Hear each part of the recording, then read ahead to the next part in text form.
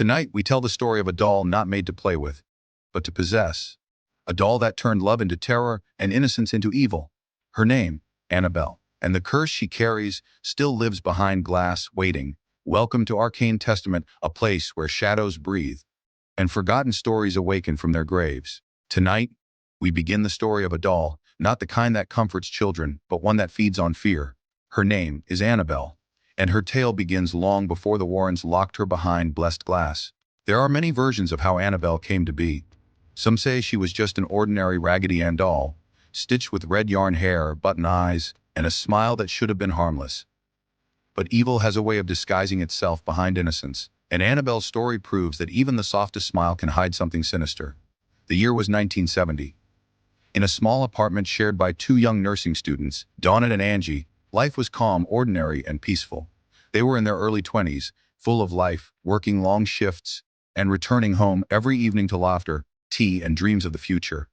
Donna's mother wanted to surprise her on her birthday. She found a large, vintage Raggedy Ann doll in an antique shop and thought it would make a perfect gift. There was nothing remarkable about the doll, just a simple relic of childhood. No one knew what it carried within. When Donna first unwrapped the gift, she smiled, a nurse's heart softened by nostalgia. She placed Annabelle on her bed, never imagining that by doing so, she had invited something else into her home. The doll, lifeless as it seemed, watched quietly. Every night, her stitched smile faced the room, and something unseen stared back through it. At first, the strange events were subtle. The doll would slightly change position, arms crossed differently, or its legs bent in a way no one left them. Donna and Angie thought it was imagination. Maybe their friend Lou, who often visited, was playing tricks. But Lou swore he never touched the doll. Days passed, and the changes became undeniable. Annabelle moved from one room to another. Once, Donna left her on the couch and returned to find her on her bed. The door closed. Then, notes began appearing. Small pieces of parchment paper, even though no such paper was in their apartment. Scribbled in childlike handwriting were the words, "Help Us" or "Hep Lou." Every letter looked like it was written by trembling hands. Donna's heart sank, fear starting to form where disbelief used to be. They decided to test it. Donna carefully positioned Annabelle in a corner, facing the wall, and left for work. When she returned hours later, the doll was sitting on the couch, her head turned toward the door, as if she had been waiting. Soon, the apartment itself began to feel wrong. Shadows seemed to move slower, sounds echoed longer, and a heaviness lingered in the air. Angie started having dreams. A child's voice calling her name, purring from the darkness.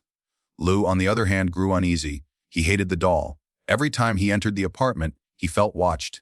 Not by a toy, but by something intelligent, something that knew him. One evening, Donna and Angie found Annabelle in a new position again. But this time, her hands were smeared with what looked like red stains. When they examined closer, they realized it was blood. Fresh drops on the back of her fabric hands.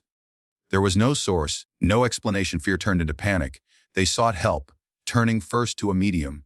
During the séance, the medium claimed to contact a spirit, the soul of a young girl named Annabelle Higgins. According to her, Annabelle had lived nearby long ago and died tragically at just 7 years old. She said her spirit found comfort in Donna and Angie, two kind souls, and wished to stay with them. Moved by sympathy, Donna allowed it. She told the spirit it could stay with the doll. That moment sealed their fate, because the entity inside that doll was not a child at all.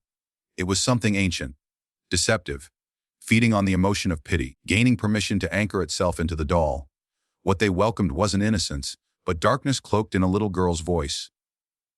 After that night, everything spiraled. Lou began suffering sleep paralysis, waking up unable to move, seeing the doll near his feet. In one horrifying instance, he dreamt Annabelle crawling up his body, her hands pressing against his throat, choking him. He woke up gasping, drenched in sweat, but the marks around his neck were real. One day, Lou heard rustling sounds coming from Donna's room. He entered quietly, thinking someone had broken in. The room was empty, except Annabelle. She sat lifeless in a corner. Lou approached cautiously. Then suddenly, he felt something behind him. He spun around, but no one was there. In that instant, pain shot across his chest. When he looked down, there were claw marks. Deep, bleeding scratches, as though an unseen hand had attacked him. Within minutes, the marks vanished completely. Donna and Angie knew this was no child's ghost. Fear pushed them to seek professional help. That's when the name Ed and Lorraine Warren first appeared. The renowned paranormal investigators known for confronting the darkest entities imaginable. But before the Warrens arrived, Donna couldn't help but feel that the doll was aware. It seemed to react to prayers, to voices, to attention. Once, when a priest visited to bless the home, Annabelle's expression appeared to change. Her head slightly tilted, her stitched smile curving in a way that made the air feel colder. By the time the Warrens stepped through their door, the apartment had become a nest of energy. Thick, suffocating, charged with something evil that refused to be unseen. The doll that once represented childhood innocence had become a vessel of torment, a silent witness to screams, scratches, and sleepless nights. Ed Warren once described the presence he felt around Annabelle as inhuman. It wasn't the ghost of a child. It was a demonic entity, one that used deception to manipulate emotion, to be invited in willingly, and to spread its influence through fear. That was how Annabelle was born, not from a factory or a gift shop, but from a series of choices made in ignorance and kindness. She became a symbol of how darkness sometimes enters our lives, not by force, but by our own hands, disguised as something to care for, something to pity. And as Donna stared into those stitched eyes for the last time before handing her over to the Warrens, she finally understood that this doll had never been hers. It had been waiting for anyone who believed its lies, waiting for another home, waiting for the next name to whisper in the dark. The story of Annabelle didn't end when Donna realized something dark lived inside that doll. In truth, that was only the beginning. The apartment that once felt safe had become a doorway, and whatever stood beyond that door wanted to come closer. Every night, strange noises echoed through the walls, light knocks on doors, the sound of cloth dragging on the floor. Sometimes, faint footsteps, slow, deliberate, circling the living room as if someone was pacing restlessly. Donna and Angie tried to sleep through it, but the sound always returned, louder, closer, like an invitation to look. Lou was the one who felt it the strongest. He wasn't a believer at first, but the doll changed that. He began having dreams, not of ghosts, but of being trapped. In one, he stood in Donna's apartment, and Annabelle sat across the room. Her head slowly turned toward him, her body limp but moving. Then she rose, floating, drifting toward him. He couldn't move, couldn't breathe. The doll's stitched eyes locked onto his, and then her hands wrapped around his throat. He gasped for air and woke up choking. His friends found him trembling, sweat pouring from his face. The red marks around his neck were real. That was the moment Lou understood this wasn't imagination. Something inside Annabelle was alive, aware, and cruel. A few days later, Donna and Angie prepared to host friends for dinner. Lou stopped by early to help. The two women were getting ready when Lou heard noises from Donna's room again. Soft rustling, like someone searching through drawers. He called out, thinking maybe Donna's cat had slipped in, but no one answered. The door creaked open on its own. Annabelle sat motionless in the corner, facing the wall. The air felt thick, heavy with something invisible pressing against his chest. Lou stepped closer, his pulse racing. The room smelled like metal and decay. He reached out. Before his fingers could touch the doll, he froze. That same presence was behind him again. A shadow without a shape. Then pain. It tore across his chest in 3 quick, brutal strikes. He stumbled backward, gasping, his shirt soaking in blood. When Donna and Angie rushed in, they saw the marks, 7 long scratches, hot and burning, carved into his skin. Within minutes, the wounds began to fade. No logical explanation, no sign of attack. The doll sat there, head tilted as if smiling. Donna was done pretending it wasn't real. She called a local priest, Father Hagen. When he arrived, he blessed the apartment and tried to calm the women, telling them not to worry, that maybe it was just a spirit in need of prayer. But as he recited the blessing, a gust of cold wind swept through the room. Even though every window was shut, the lights flickered once, then steadied. Father Hagen said he would reach out to someone more experienced in cases like this. Someone who dealt with things beyond the understanding of faith alone. That was when Ed and Lorraine Warren entered the story. When the Warrens arrived, Donna was visibly shaken. The doll sat in the living room, still, lifeless. The air felt charged. Lorraine later described it as a tangible darkness.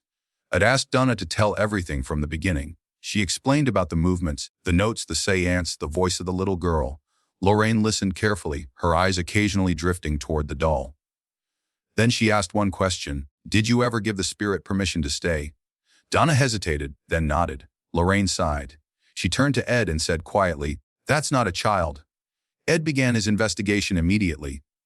He explained that what Donna had invited was not a young girl's soul, but an inhuman demonic entity, one that used deception to gain trust.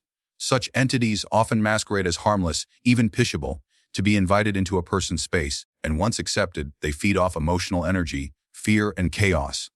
Lorraine, sensitive to the supernatural, said she could sense the entity's malice clearly. It didn't just attach to the doll. The doll was its anchor, a physical object it used to manipulate and manifest. During their stay, and Lorraine witnessed disturbing phenomena. The doll seemed to change expression when no one was looking. Objects shifted slightly. At one point, Id placed a crucifix on the table beside Annabelle.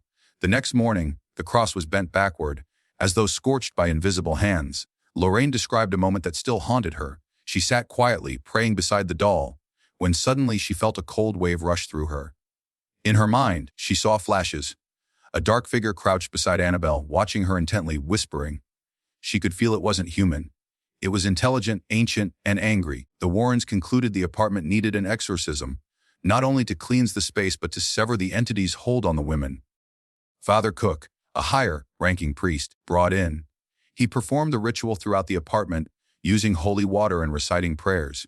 Donna and Angie clung to each other, their faces pale with fear. When the ritual ended, the air seemed lighter.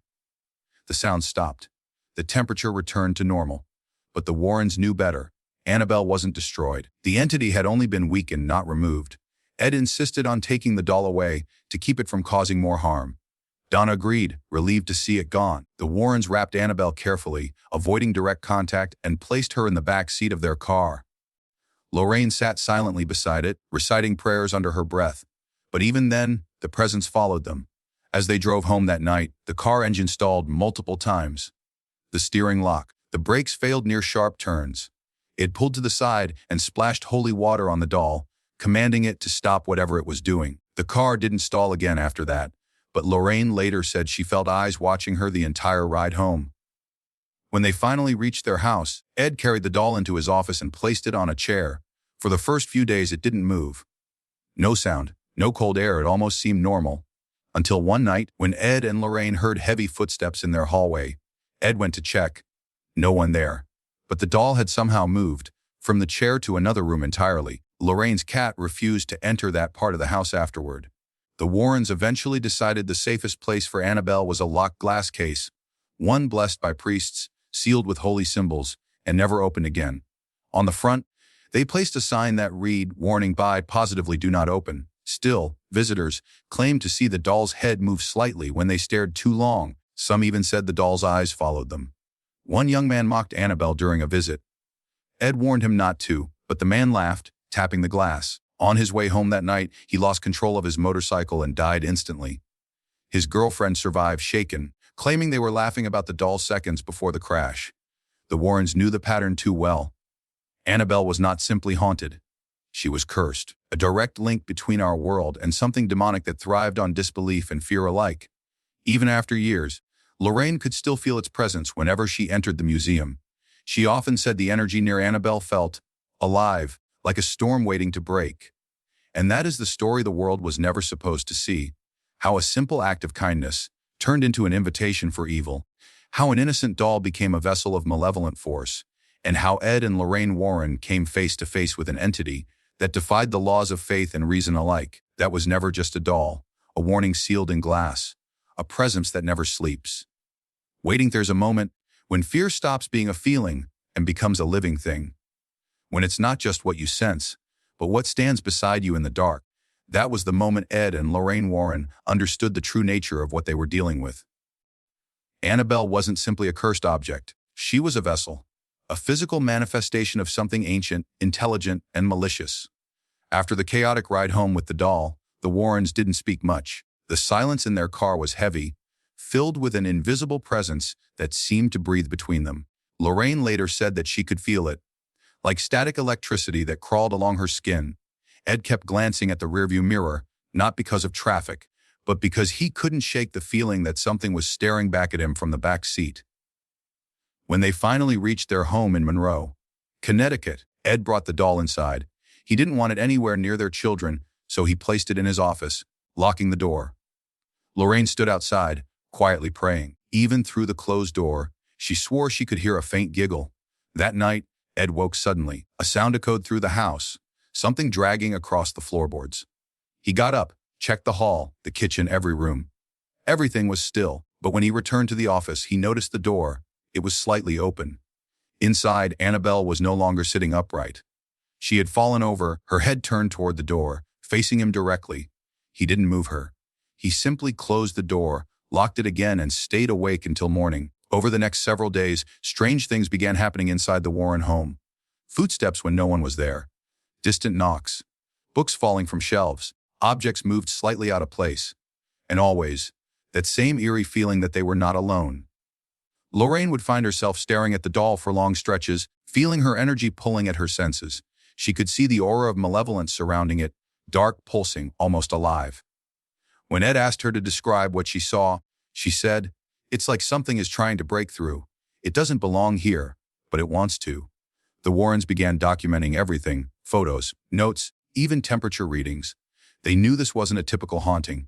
The entity within Annabelle had intelligence, purpose, and malice. It wasn't content with scaring people. Wanted control. One evening, a priest friend of the Warrens, Father Cook, came to bless the house again. As he approached the doll, he laughed softly and said, "You're just a rag doll, Annabelle. You can't hurt anyone." Ed's expression changed instantly. "Father," he said quietly, "please don't underestimate what's in there." But the priest smiled, dismissing it as superstition. On his way home later that night, his car brakes failed on a steep curve. He barely survived the crash. When he called Ed from the hospital, his voice was trembling. He said he heard laughter in his car just before losing control. The same soft giggle that Lorraine had heard behind the office door. That incident confirmed the Warrens' fears. Annabelle was not a passive object. She was a beacon, a focus point for demonic energy. They decided to contain her permanently. Containment alone wasn't enough. They needed to neutralize the energy, seal it with ritual, and ensure no one ever provoked it again. Ed constructed a special wooden case, reinforced and blessed with prayers from multiple priests. Inside, he placed Annabelle, surrounded by holy water and relics. As soon as the case was sealed, temperature in the room dropped suddenly. Every candle flickered out at once. Lorraine whispered, "Ed knows."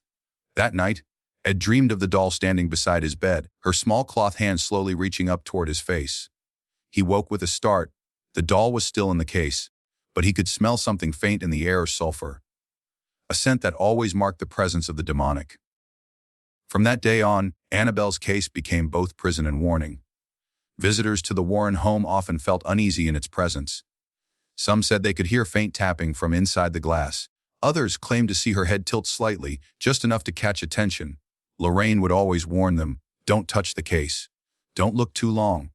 And never, ever challenge her. But there were those who didn't listen. One young man visiting with his girlfriend mocked the stories. He rapped his knuckles on the glass, joking that if the doll was real, she should prove it. Ed sternly asked him to stop. The young man just laughed. He and his girlfriend left the museum on their motorcycle and never made it home. The accident killed him instantly. His girlfriend survived, telling police they were laughing about Annabelle moments before the crash. Stories like these spread, and soon Annabelle became infamous. People from around the country wanted to see her, to witness the cursed doll the Warrens had contained. But every time someone disrespected the rules, misfortune followed. Flat tires, near accident, sudden illness, events that defied coincidence. Ed began to think of Annabelle's case not as storage, but as a battleground. Every prayer, every blessing reinforced the barrier between worlds. Still, Lorraine could sense the darkness beyond it. She often described the feeling as being watched by something that remembers you. Once during a stormy night, the power went out in the museum. Ed lit a lantern and made his way through the halls. As lightning flashed through the window, he saw something that froze him in place. Annabelle's case door was slightly ajar. His heart pounded. He approached slowly, whispering a prayer, and shut it tight again. Afterward, he blessed the case once more, sprinkling holy water until the uneasy feeling faded.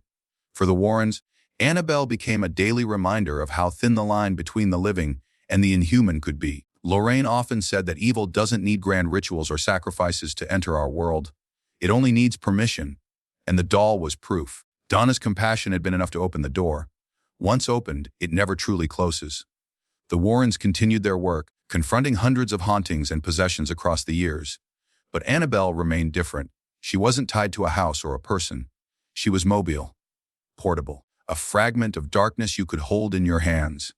Whenever reporters asked why they didn't destroy the doll, Ed's answer was simple: you can't destroy what's inside it. You can only contain it. He compared Annabelle to a battery of spiritual energy.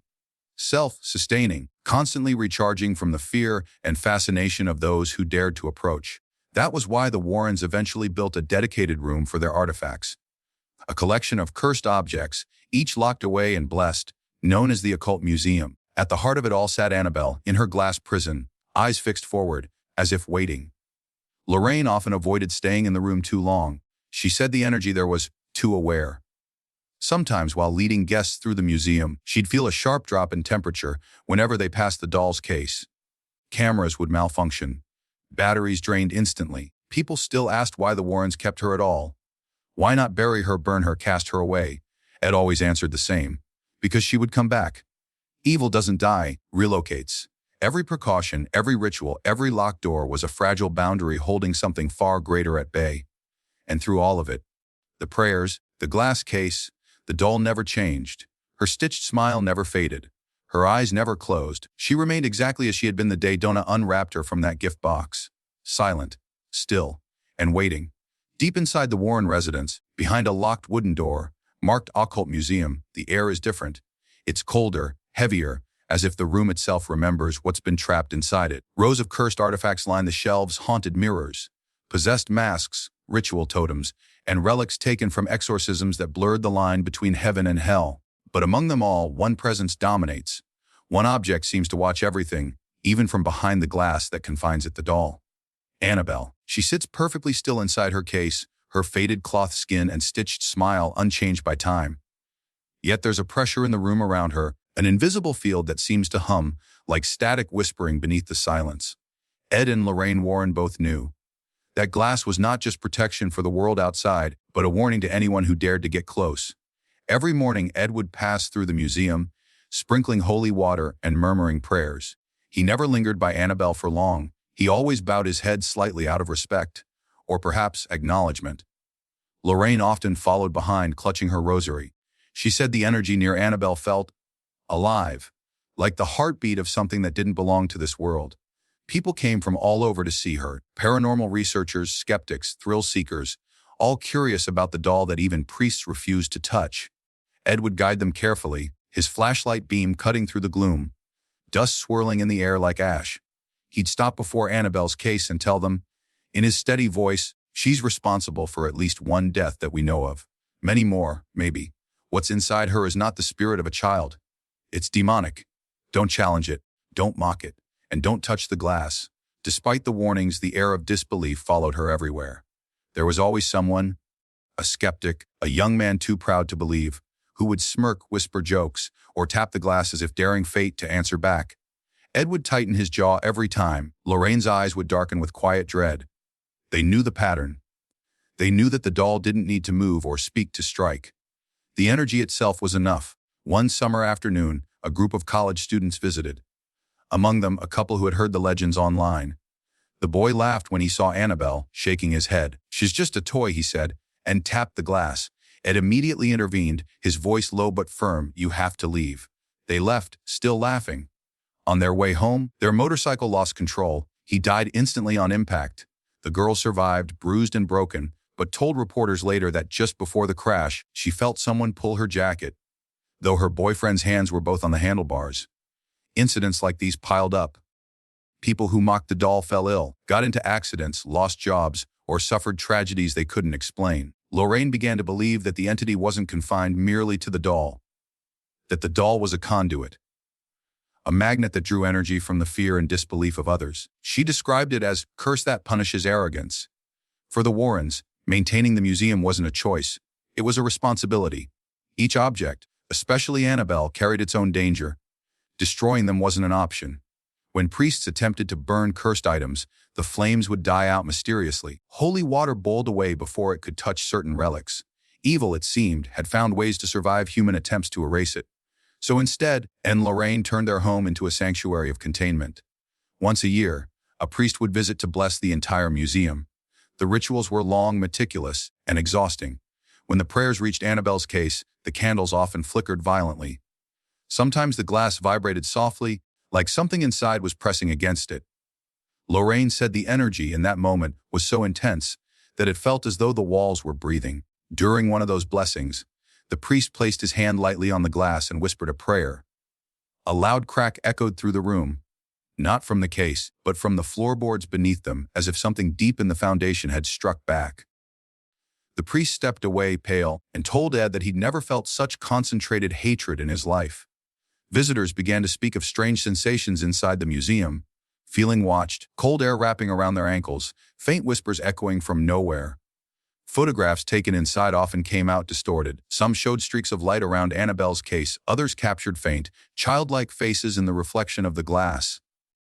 Lorraine forbade any photos after dark. The Warrens themselves were never entirely safe.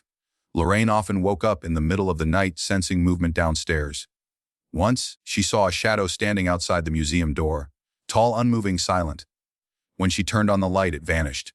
The next morning, the cross above Annabelle's case was turned upside down. Ed documented every event, every disturbance, filling journals with sketches and observations. He noted that Annabelle's influence extended beyond physical proximity. People who merely discussed her with too much fascination seemed to attract bad luck. Letters poured in from fans claiming they dreamt of the doll after watching interviews about her. Some described waking to the feeling of small hands tugging at their sheets. Annabelle had become more than a haunted object. She had become a phenomenon, a living story feeding on the attention of the curious. The Warrens understood the danger of that fascination. They often reminded the press that this wasn't a myth for entertainment. It was a lesson, a reminder that evil doesn't always roar. Sometimes it whispers from behind a child's smile. Even after Ed passed away, Lorraine kept the museum locked and guarded. She would light candles near Annabelle's case every evening, whispering prayers under her breath. She claimed she could still feel Ed's presence there, standing between her and the thing that waited behind the glass. Over time, legends continued to grow. People said the doll moved slightly during thunderstorms. Some claimed to hear tapping on the glass at midnight. Others swore they saw her fabric hands shift position between visits. The museum staff learned to ignore small movements, pretending they didn't see, as if acknowledging it might invite something more. In 2020, when news spread that the Warren Museum was being relocated due to zoning laws, new fear surfaced online. Rumors spread that Annabelle had escaped. The internet exploded with theories, memes, and fake sightings. Lorraine was gone by then. Those who had worked with her knew the truth. Annabelle hadn't escaped. She didn't need to. Her story already had. Every post, every retelling, every whisper of her name gave her new life. The real Annabelle still sat behind the glass, watched over by priests and caretakers who never turned their backs on her.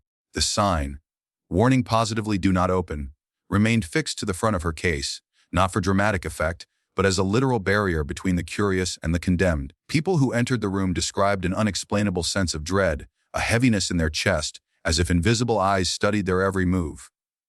Some heard faint giggles, others the soft patter of footsteps behind them, but every single one felt the same overwhelming truth, that the doll was not just an object. It was aware. It remembered every face that stared at it. And while it sat perfectly still, encased in blessed glass, something inside seemed to pulse as if waiting. Waiting for the day someone would forget the warning. Waiting for the next soul to challenge it. Waiting for the sound of the latch clicking open, releasing the darkness that had only been sleeping.